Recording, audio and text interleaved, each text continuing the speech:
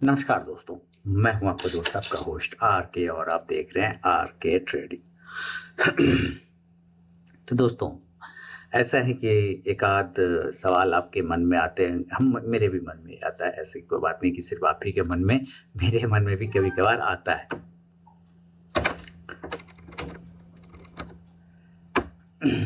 और सवाल है स्टॉक रिलेटेड, है ना।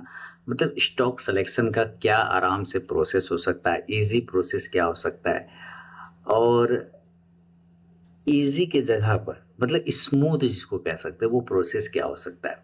तो मैं आपको यहाँ पे बता दूं कि भाई जो प्रोसेस की बात है, चलिए मैं इसको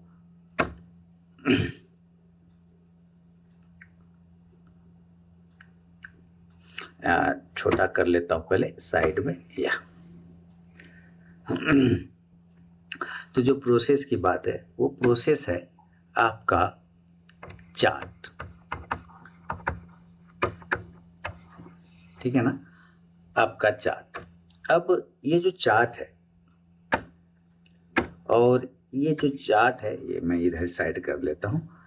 ये जो चार्ट है ये इंपॉर्टेंट हो जाता है। अब चार्ट जो है बहुत सारे के बनते हैं, जैसे कोई रेक्टेंगल बन जाता है ना, कोई रेक्टेंगल बन गया, कोई ट्राइंगल बन गया, और कोई राउंडिंग टॉप, राउंडिंग बॉटम बन गया।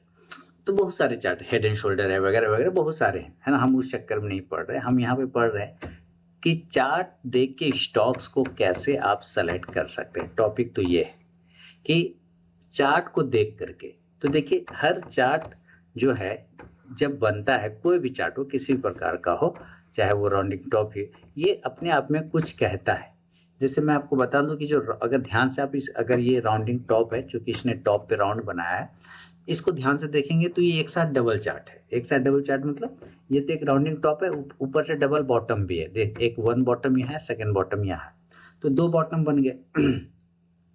अब इसके वजह से क्या होता है कि आपको चार्ट को इसीलिए कहा जाता है कि समझो कैसे कि हम राउंडिंग बॉटम छोड़ दे रहे हैं, दिमाग से हटा दे रहे हैं, तो हम डबल बॉटम पकड़ रहे हैं। तो डबल बॉटम का फंडा क्या होता है कि अगर ये जो लाइन है, एरिया है, अगर इसके नीचे ही सस्टेन करता रहेगा तो कमजोर हो जाएगा।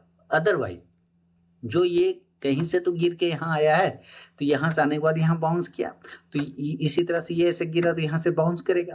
तो हर चार्ट के दो सिनेरियो होते हैं, एक सिनेरियो फॉल का होता है, एक सिनेरियो अप का होता है।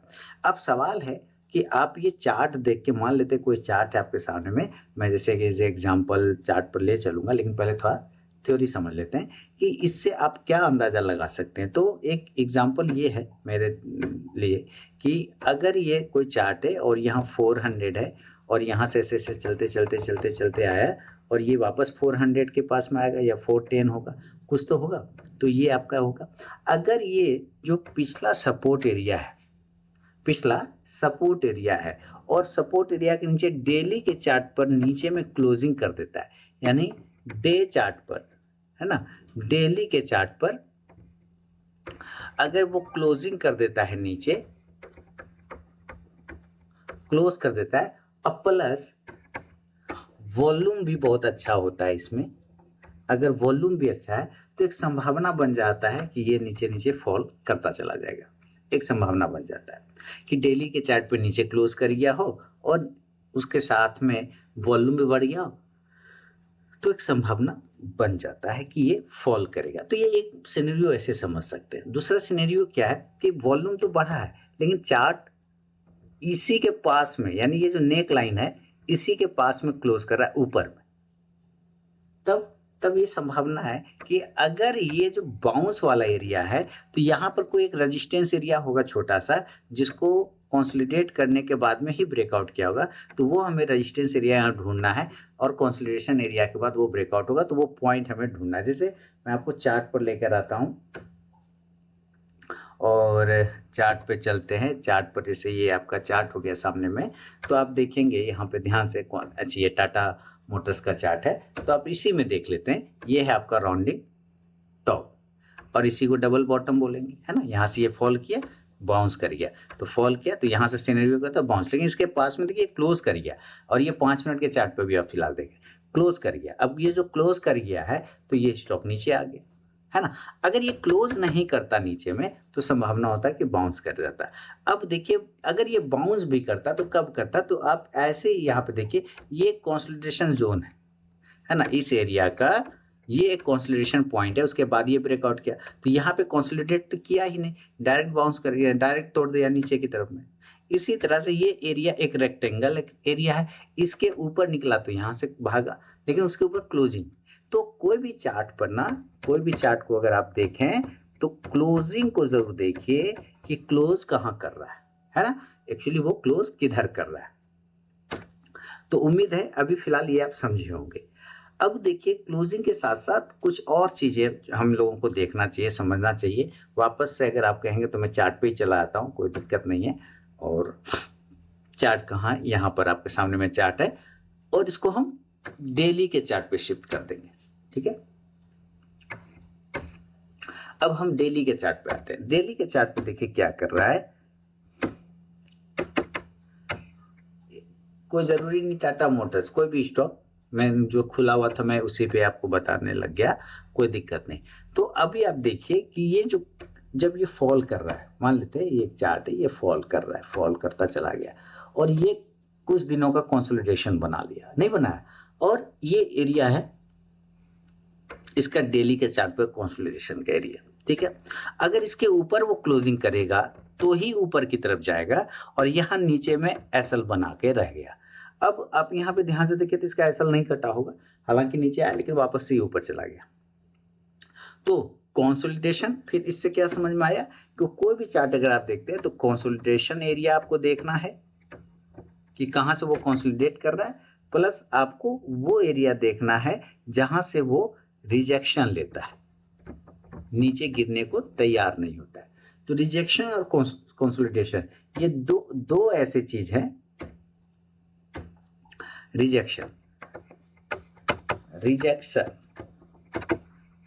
नंबर 1 और नंबर 2 कंसोलिडेशन, ठीक है, कंसोलिडेशन।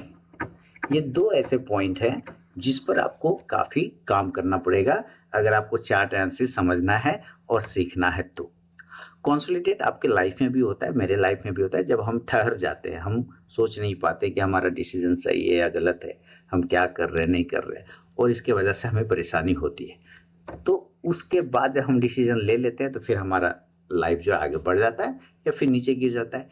उसी तरह से रिजेक्शन है ना, हम कोई एक काम करना चाह रहे हैं और उस काम को कोई बार बार रिजेक्ट कर दे रहा है, तो इसका मतलब वो हमारे लिए एक रेजिस्टेंस पॉइंट बना दिया है ना, वो एक रेजिस्टेंस पॉइंट बना दिया, हमको इसके आगे जाने नहीं दे रहा, रिजेक्शन बना दे रहा है, तो वो वापस हम नीचे आ जाते हैं। इसी तरह से स्टॉक्स में भी रिजेक्शन पॉइंट है, वो रिजेक्शन पॉइंट अगर ऊपर की तरफ है तो वो रेजिस्टेंस बनता है, अगर वो रिजेक्शन पॉइंट नीचे की तरफ में है तो वो सपोर्ट बनता है। तो ये रेजिस्टेंस और सपोर्ट के बीच में ही चार्ट का जीवन गुजरता रहता है। तो आपको एक चीज आ गया, रिजेक्शन, कंसोलिडेशन और नीचे सपोर्ट। रिजेक्शन चेंज होता है, अगर हम रिजेक्शन की बात करें, ये वेरिएबल है, चेंज हो जाता है। अगर रिजेक्शन अप साइड में है तो वो रेजिस्टेंस बनता है, अगर रिजेक्शन डाउन साइड में है तो वो सपोर्ट बनता है। इसलिए आपको कंफ्यूज नहीं होना है कि रिजेक्शन के पॉइंट सिर्फ ऊपर होगा, ऐसा कोई जरूरी नहीं है, रिजेक्शन का पॉइंट डाउन भी हो सकता है और उसका नाम वहां पे आके सपोर्ट बन जाता है, वो सपोर्ट कहला जाता है, और ऊपर वो रेजिस्टेंस कहलाता है। तो ये कुछ चीजें हैं जो बेसिक है, कोई एडवांस बातें नहीं बोल रहा हूँ इसमें कि एडवांस लेवल का जो दिमाग में समझ में नहीं आएगा, बहुत ही नॉर्मल चीजें हैं ये जो आपको समझना है।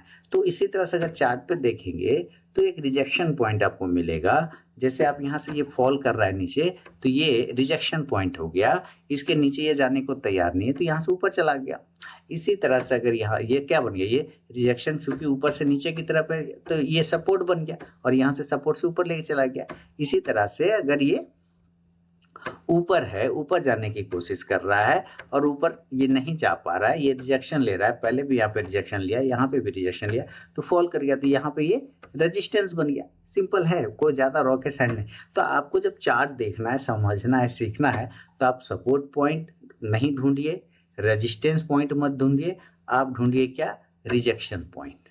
ऊपर की तरफ भी हो सकता है और नीचे की तरफ भी हो सकता है। ठीक है, चलिए उम्मीद है कुछ तो कंफ्यूजन दूर हुआ होगा। बाकी नेक्स्ट वीडियो में बहुत बहुत धन्यवाद।